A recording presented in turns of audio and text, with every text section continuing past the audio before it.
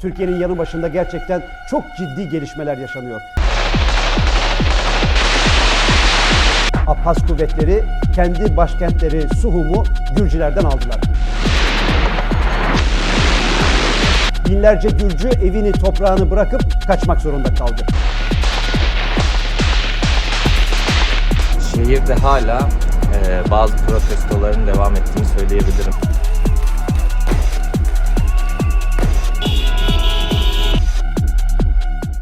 Gürcistan, Güney Kafkasya'da jeopolitik konuma sahip olan bir ülke.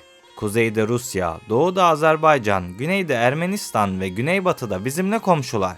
Gerçeği söylemek gerekirse tarihsel olarak çok uzun bir süre boyunca Rus yönetimi altında kaldılar. Fakat buna rağmen Gürcü halkı günümüzde Avrupa Birliği ve NATO'ya katılma arzuları besliyor. Bu nedenle bu zamana kadar seçilen hükümetler de genel olarak Batı'ya yönelik sıcak ilişkiler kuruyordu. Ancak tahmin edebileceğiniz gibi Moskova bu siyaseti kendileri için bir tehdit olarak algıladı. Bu nedenle ilk olarak 1991 ve 1993 yılları arasında Güney Ossetya ve Abazya, ardından 2008 Rusya-Gürcistan Savaşı ile kontrolü ele almak istedi. Hatta kısmen başarılı da oldular.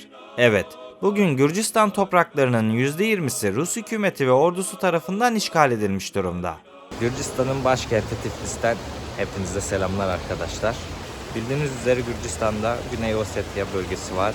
Aynı şekilde Abazya bölgesi var. Abazya'ya zaten doğrudan Gürcistan tarafından giriş yapamıyorsunuz. Rusya sınırı üzerinden girmeniz lazım.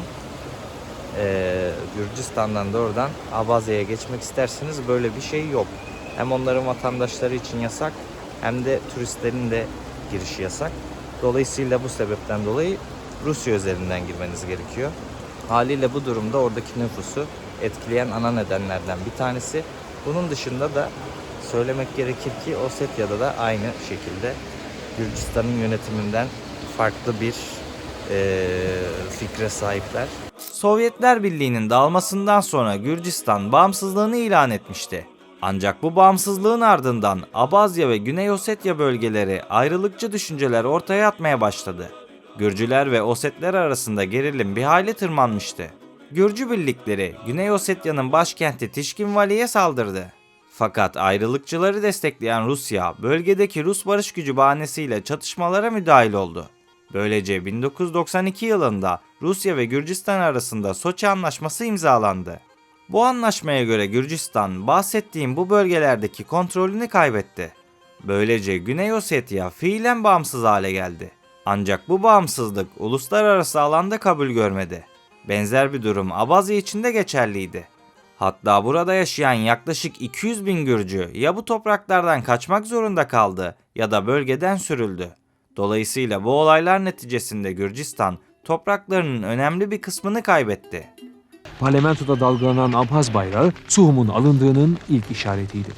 Allahu Ekber! Allahu Ekber! Allahu Ekber çeken bu askerlere bakıp Abhaz kuvvetlerinin tamamının Müslüman olduğunu düşünmek yanlış olur. Çünkü Abhazların arasında hem Müslüman, hem Hristiyan, hem de ateistler var. Bunların hepsi de Gürcülere karşı bir arada savaşıyorlar. Bugüne kadar Tiflis ve Batum'da defalarca bulunsam da bu sınıra gitme fırsatım henüz olmadı. Ne kadar çok istesem de konuyu yerinde anlatamayacağım. Fakat bir gün içimizden birisi bu sınırlara doğru gidecek olursa orada hayali sınırlarla karşılaşabilir. Gürcistan Abazya ve Gürcistan Ossetya arasında dünyadaki pek çok devletin tanımadığı hayali sınırlar mevcut. Bu alanlar tamamen çitlerle çevrili. Gerçeği söylemek gerekirse yakın zamanda Rusya'yı ziyaret etme hayalim var. İşte bu geziyi yapmak nasip olursa Rusya topraklarından Abazya topraklarına geçmek ve bu sınırları size yakından göstermek istiyorum.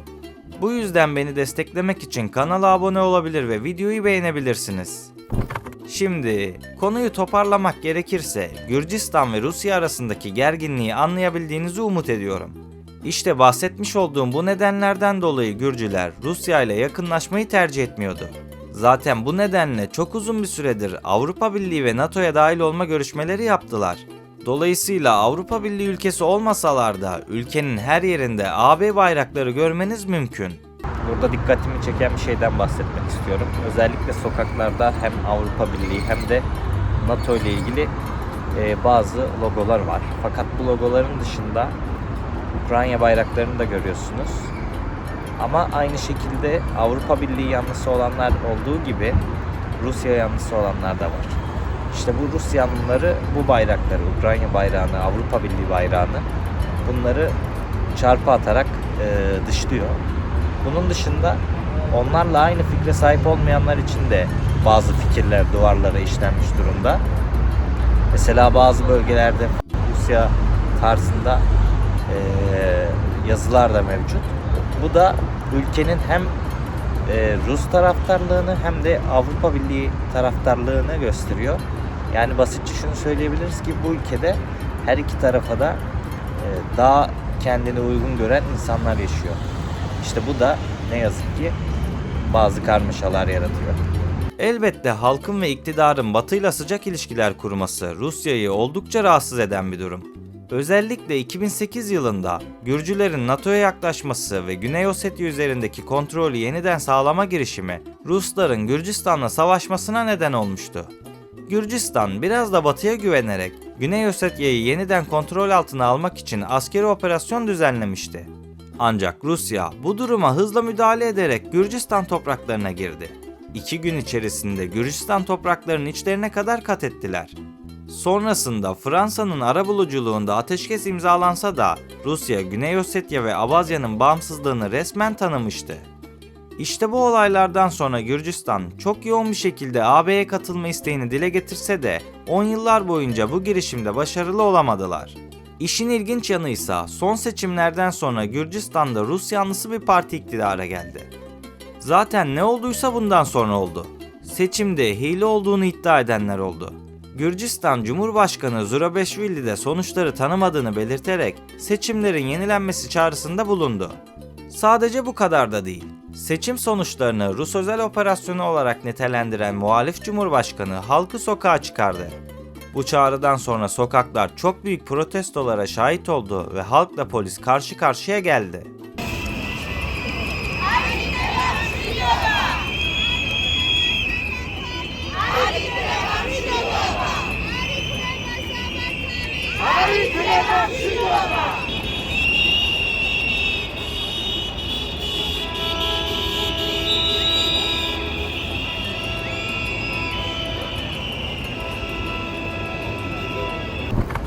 Şehirde hala bazı protestoların devam ettiğini söyleyebilirim. Zaten bu hükümetin geçtiğimiz yıl Kasım ve Aralık ayında Avrupa Birliği üyeliğini askıya almasından sonra başladı.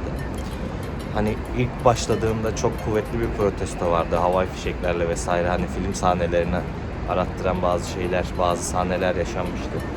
Evet, bakıldığında şu anda o kadar aktif bir protesto yok ama dün gece yine parlamento binasında bazı gösteriler yapılıyordu. Bunun sebebi de hala insanların Avrupa Birliği'ne olan inancı, Avrupa Birliği'ne katılma olasılığını güçlü bulması. Fakat şimdilik Gürcistan hükümeti geri adım atmış gibi sayılmaz. Bu da durumları tetikliyor. İzlenimlerimden yola çıkarak şunu söyleyebilirim ki Gürcistan çok büyük bir yol ayrımında. Halkın yarısı AB ile olan ilişkilerin devam etmesini istiyor. Fakat yeni gelen iktidar AB ile olan müzakereleri askıya almış durumda. Bana sorarsanız Avrupa Birliği de Gürcistan'ı birliğe alma taraftarı değil. Ancak siyaset alanım olmadığı için bunlar sadece benim kişisel yorumlarım. Öte yandan gözlemlediğim kadarıyla ülkede çok fazla Rus yanlısı mevcut. Hem tanıştığım insanlarda hem de şehrin duvarlarında bunu çok net gördüm. Duvarlarda Ukrayna'ya yönelik öfkeli cümleler vardı. Peki bundan sonrası için ne olacak? Gürcistan topraklarının %20'sini işgal eden Ruslarla birlik olacak mı? Öncelikle şunu anlamamız gerekiyor. Gürcistan Avrupa'ya giden enerji yolları üzerinde kritik bir konuma sahip. Özellikle Bakü-Tiflis-Ceyhan petrol boru hattı ve Güney Kafkasya doğalgaz boru hattı Rusya'nın enerji tekelini kıran projelerden bazıları. Dolayısıyla Ruslar Gürcistan'ı kontrol ederek bu enerji hatları üzerindeki etkisini arttırmayı düşünüyor. Öte yandan Gürcistan'ı kontrol etmek Rusya'nın Karadeniz bölgesindeki askeri ve stratejik pozisyonunu güçlendirir. Böylece Ruslar Kafkasya'daki etkisini güçlendirerek bölgeyi tampon bölgeye dönüştürebilir. Peki tüm bunlara rağmen Gürcülerin bu işten nasıl bir çıkarı olur diye soruyorsanız buna dair net cevaplarım yok. Fakat Gürcüler ister AB'ye girsinler, isterlerse de Ruslarla daha yakın ilişkiler kursunlar. Doğruyu söylemek gerekirse her iki şekilde de bir yere bağımlılık duyar haldeler. Peki siz bu konu hakkında ne düşünüyorsunuz? Fikirlerinizi yorumlarda bizimle paylaşın. Yakında Gürcistan nüfusuyla alakalı video paylaşacağım. Bu videoda özellikle Gürcistan'da neden Azerbaycanlıların yaşadığını, ayrıca Borçalı ve Ağızka gibi yerleri de anlatacağım. Öte yandan Azerbaycan gezimle ilgili videoları sırayla paylaşmaya başlıyorum. Bildirimleri açmayı, videoyu beğenmeyi ve 1 milyon yolunda kanala abone olarak destek olmayı unutmayın. Beni buraya kadar dinlediğiniz için teşekkür ederim. Bir sonraki videoda görüşmek üzere. Kendinize iyi bakın, sağlıkla ve barışla kalın.